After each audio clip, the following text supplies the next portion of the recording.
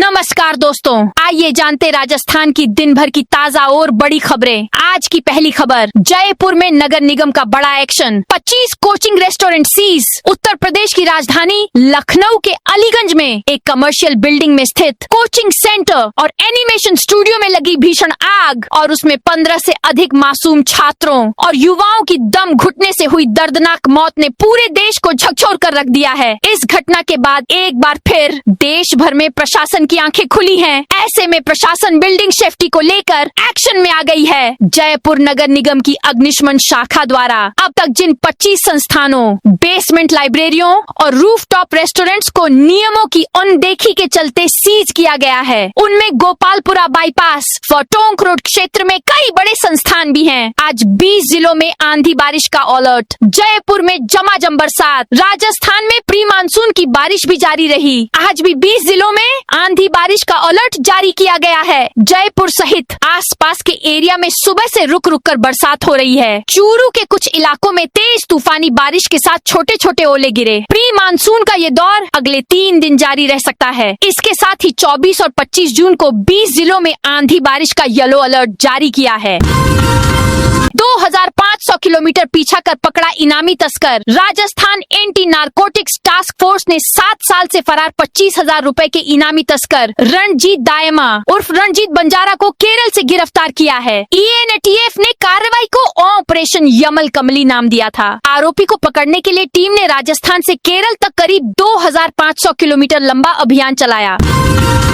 सोम कमला आंबा बांध के विस्थापित परिवार परेशान। डूंगरपुर जिले के सोम कमला आंबा बांध के विस्थापित परिवारों को 40 साल बाद भी आवासीय पट्टे नहीं मिले हैं। अमृतिया पंचायत क्षेत्र से उजाड़े गए करीब 50 से 60 परिवार 4 दशकों से पट्टों के लिए सरकारी दफ्तरों के चक्कर लगा रहे हैं। पट्टे नहीं होने के कारण ये ग्रामीण सरकारी योजनाओं के लाभ से वंचित हैं। अब ग्रामीणों ने पंचायत में आयोजित ग्राम सेवा शिविर में न्याय की गुहार लगाई है। उदयपुर चित्तौड़गढ़ में आज खुलेगी वरिष्ठ नागरिक तीर्थ यात्रा की लॉटरी। वरिष्ठ नागरिक तीर्थ यात्रा योजना में जाने वाले सीनियर सिटीजन्स की लॉटरी आज खुलेगी, जिसमें पता चलेगा कि उदयपुर जिले से तीर्थ यात्रा में किस किस का चयन हुआ है। देवस्थान विभाग को इस बार तीर्थ यात्रा के लिए पूरे राजस्थान से 1.14 लाख से ज्यादा आवेदन मिले। इसमें उदयपुर जिले से करीब 5078 आवेदन आए थे। इस योजना के लिए उदयपुर के आवेदनों में से लॉटरी आज शाम को कलेक्ट्री में निकाली जाएगी। टाइम्स स्क्वायर से गूंजा योग का संदेश। 12वें अंतर्राष्ट्रीय योग दिवस पर न्यूयॉर्क के टाइम्स स्क्वायर और भारतीय वाणिज्य दूतावास में योग और ध्यान कार्यक्रम आयोजित किया गया। इसमें हजारों लोगों ने हिस्सा लेकर विश्व शांति, स्वास्थ्य और मानव कल्याण का संदेश दिया। कार्यक्रम का आयोजन भारतीय वाणिज्य दूतावास न्यूयॉर्क के तत्वावधान में किया गया। जयपुर में शुरू हुई नई इलेक्ट्रिक बस बीच रास्ते खराब गेट, ऑटो लॉक हुए। राज्य सरकार की ओर से हाल ही में शुरू की गई नई इलेक्ट्रिक बसों में से एक बस आज सुबह जयपुर के टोंक रोड पर बीच रास्ते अचानक बंद हो गई। बस के सभी गेट ऑटो लॉक हो गए। वहीं बस में सवार करीब 25 से 30 यात्री अंदर फंस गए। बीच रास्ते अचानक बंद होने से बस में तेज सायरन बजने लगा, जिससे यात्रियों में अफरा तफरी मच गई। बस के अंदर यात्रियों का दम घुटने लग गया। घटना सुबह करीब 10:30 बजे कुंभा मार्ग के पास की है।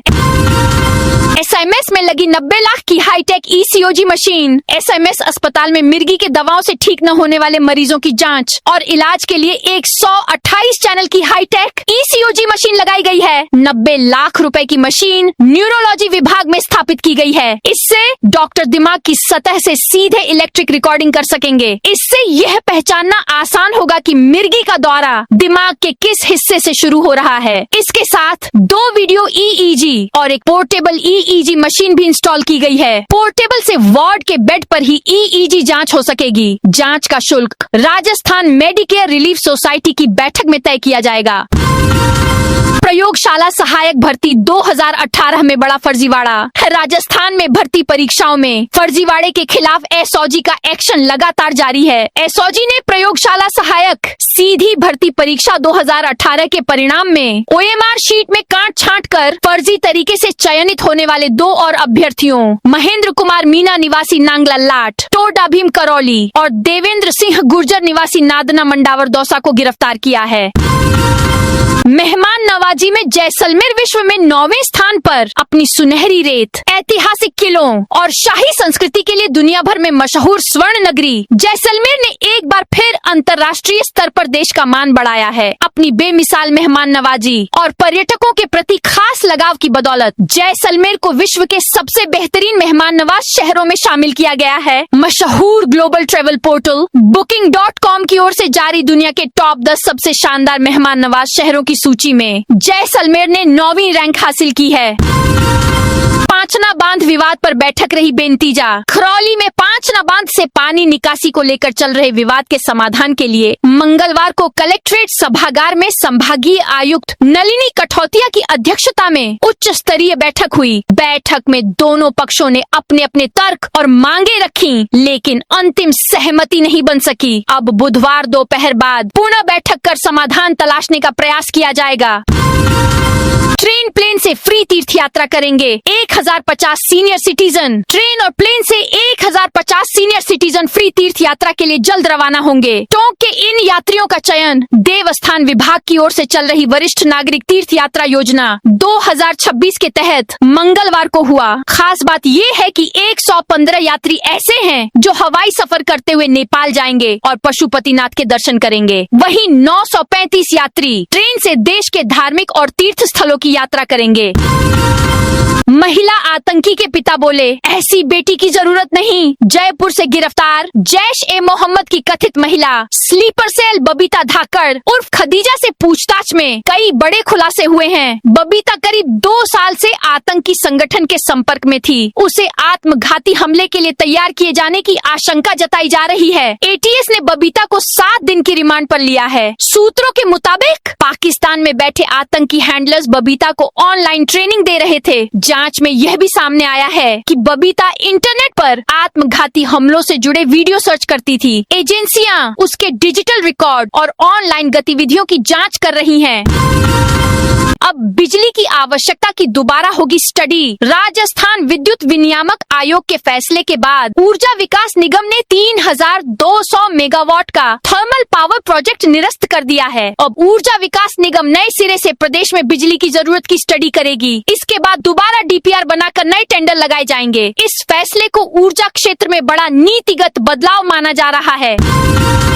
बिना फायर सेफ्टी चल रही 160 से ज्यादा कोचिंग लाइब्रेरी। लखनऊ के एक कोचिंग संस्थान में लगी भीषण आग में 15 लोगों की मौत ने देश भर में कोचिंग संस्थानों की सुरक्षा व्यवस्था पर गंभीर सवाल खड़े कर दिए हैं। हादसे के बाद जयपुर प्रशासन ने सख्ती दिखाते हुए फायर सेफ्टी जांच अभियान चलाया। कई कोचिंग संस्थानों और लाइब्रेरी को सील किया तथा नोटिस जारी किए, लेकिन भरतपुर में हालात अब भी जस के तस हैं।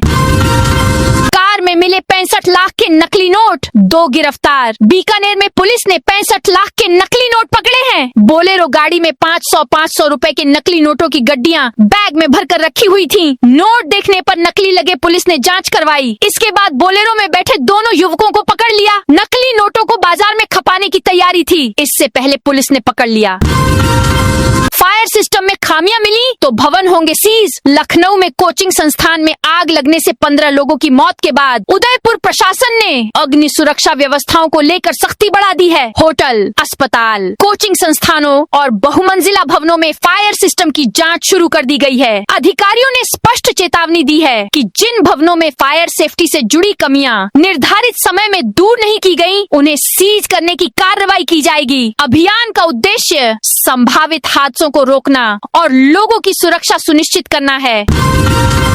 भीलवाड़ा में कोचिंग क्लासेस, होटल और रेस्टोरेंट सील। लखनऊ में कोचिंग सेंटर में हुए भीषण अग्निकांड से सबक लेते हुए भीलवाड़ा नगर निगम ने मंगलवार को शहर के कोचिंग क्लासेस, रेस्टोरेंट और होटलों का सुरक्षा चेकअप किया। टीम ने यहां फायर सेफ्टी के अरेंजमेंट देखे और खामियां मिलने पर सीज की कार्रवाई की। नगर निगम का अतिक्रमण निरोधी दस्ता और फायर सेफ्टी टीम शहर के बडला चौराहे पर स्थित राजस्थान कोचिंग सेंटर पहुंची। यहाँ कोचिंग संचालक के पास फायर सेफ्टी इक्विपमेंट और फायर एनओसी नहीं मिलने और नोटिस देने के बाद भी फायर एनओसी नहीं लेने के चलते निगम ने मौके पर इसे सील कर दिया। 7 राउंड में पूरी हुई श्री सांवलिया जी भंडार की गिनती। मेवाड़ के प्रसिद्ध कृष्ण धाम श्री सांवलिया जी मंदिर में श्रद्धालुओं की आस्था एक बार फिर चढ़ावे के रूप में साफ नजर आई है। चतुर्दशी पर खोले गए मंदिर के भंडार की गिनती मंगलवार को 7वें राउंड के साथ पूरी हो गई। 7 दिन तक चली इस काउंटिंग के बाद सामने आया कि 1 महीने में मंदिर को नकद, ऑनलाइन भेंट, सोना चांदी और विदेशी मुद्रा सहित कुल 40 करोड़ 81 लाख 40,278 रुपए की प्राप्ति हुई है। गहलोत बोले, गधे घोड़ों की तरह बिकने लगे MLAMP। पूर्व CM अशोक गहलोत कहा कि जैसे घोड़े, गधे, भैंस और बकरी बिकते हैं, उस प्रकार MPMLA बिकने लग गए हैं। उन्होंने कहा, राजस्थान में करप्शन की हदें पार हो गई हैं। थानों के अंदर पैसा खाते हैं, हर राज्य में करप्शन होता है। मैं स्वीकार करता हूँ, इस बार तो सारा रिकॉर्ड तोड़ चुके हैं। रेप जैसे मामले में जब लोग थानों में जाते हैं तो कहते हैं, तुम जाकर समझौता कर लो। राजस्थान, मध्य प्रदेश मिलकर रोकेंगे चंबल से बजरी खनन। चंबल नदी क्षेत्र में अवैध बजरी खनन और परिवहन पर प्रभावी रोक लगाने के लिए मंगलवार को अंतर्राज्यीय टास्क फोर्स कमेटी की एक महत्वपूर्ण बैठक आयोजित की गई। यह बैठक मध्य प्रदेश के मुरैना जिले स्थित देवरी के घड़ियाल पालन केंद्र में हुई। इसका मुख्य उद्देश्य सर्वोच्च न्यायालय के निर्देशों का अक्षरशः पालन सुनिश्चित करना था। दोस्तों, यह थी राजस्थान की दिन भर की ताजा और बड़ी खबरें। आप इस वीडियो को कौन से जिले से देख रहे हैं, उस जिले का नाम कमेंट में बताइए।